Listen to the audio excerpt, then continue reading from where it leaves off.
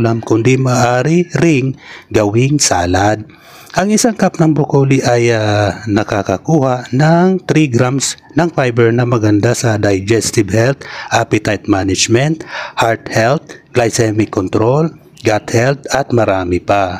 Ang broccoli ay loaded ng vitamins, minerals, vitamin K, vitamin C, folate, pantothenic acid, potassium, iron at iba pa. Ayan. Ang broccoli ay kilalang gulay na karaniwang nakikita sa hapag ng mga Pilipino. Ang halamang ito ay karaniwang nakatanim sa matataas na lugar gaya ng Baguio at Benguet. Ayan. So ayan guys, malapit ko nang matapos itong ating pag-i-sketch. Ako po nagpapasalamat sa inyo sa walang sawang panonood sa aking mga sketches. So ayan guys, tapos na nga po. Maraming salamat po sa inyong walang sawang panonood sa akin. Ayan, maraming salamat. Bye-bye!